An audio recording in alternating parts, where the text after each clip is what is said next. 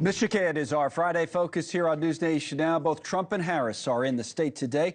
I'm Connell McShane in New York. Always good to be with you. We've been watching the vice president live. There she is in Grand Rapids, still speaking at a campaign rally there. Her campaign is looking to shore up support of this blue wall state. And they really today have their eye on the suburbs. That's what this speech is about in Grand Rapids. Now, later on, the former president has a roundtable on manufacturing in Oakland County. His plane just landed a few minutes ago in the state of Michigan. So Oakland County will be a suburban focus as well for former President Trump before he holds a rally tonight in the city of Detroit. Now, by the way, Harris also has an event in Oakland County tonight, so both campaigns are focused there. Latest polling average, hard to be closer than this. What's interesting is the trend here. Razor-thin lead now in Michigan for Trump. As you see, it's only 0.7 of a point, but again, it was a Harris lead, now a slight Trump lead in the polling average. In the middle of all of this, Trump's January 6th case is back in the spotlight today. A federal judge has unsealed nearly 1,900 pages of evidence that Jack Smith is using to prosecute Trump. Now, much of this, it appears, is information that we knew already. It's filled with redactions, but it does include social media posts by Trump that prosecutors argue were personal, not part of his official duties as president. So that could be important. We'll get into that later in the show. First, though, deep dive into these Michigan suburbs. There's the DDHQ Hill forecast for the state right behind me. Again, the Harris campaign's been saying it's sensing some weakness from Trump there, thanks in part to January 6th, which we just mentioned, but also with women voters on the issue of abortion. So, again, the trend to Trump, GOP 0.7% in the polls, but the win probability still in the column of Harris. A Democratic state, after all, is Michigan. So when you talk about fundamentals of the state, Gretchen Whitmer, the governor, was at that event, or is at that event with Harris, state that normally goes for the Democrats, so you give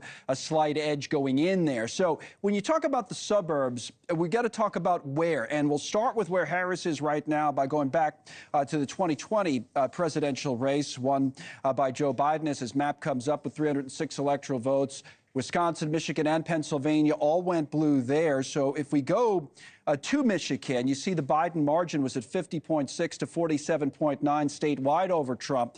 Let's go into Grand Rapids. In that area, which is right down there, you see it's actually labeled on the map.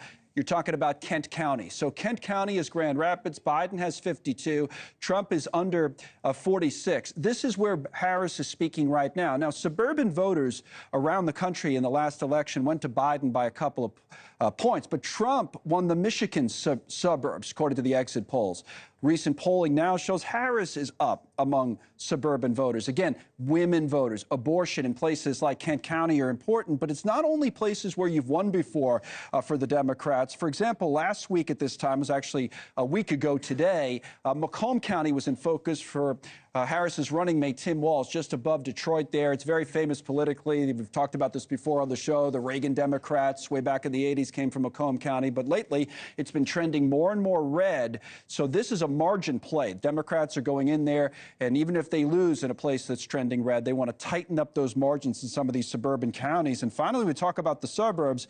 Oakland County, you heard me mention it at the top. So that's 56-42 for the Democrats. Oakland County's just above Detroit down there. Both campaigns are going to be there this evening, and that's the one when we could talk a little bit about demographics. I was talking, or you look at the mean income, that's higher than the state average at 117,000. Bachelor's degree at 49% is also higher than the state average. These are the highly educated suburban voters that both campaigns covet, and that the Harris campaign feels like it has an advantage in a state that has been trending toward Trump for some time. Now, it's not all about suburban voters. The other point that the Harris campaign has been focused on, and the Trump campaign as well, is the black vote. So, you know, it's interesting that Trump goes to inner city Detroit today. So that's in Wayne County. So if you look at a place like Wayne County, that's a place where the Democrats are going to win. But Trump's polling advantage, or I shouldn't say polling advantage, his better polling this time around, particularly with black men, is going to be something to watch in a place like this, because when you look at Wayne County, 39% of the county is black. So that is a place to watch, certainly, which we will do. Now you go statewide in Michigan once again. That's back to Biden. Thanks so much for watching. Just go to joinnn.com to find News Nation on your television provider. And don't forget to click the red subscribe button below to get more of News Nation's fact-driven, unbiased coverage.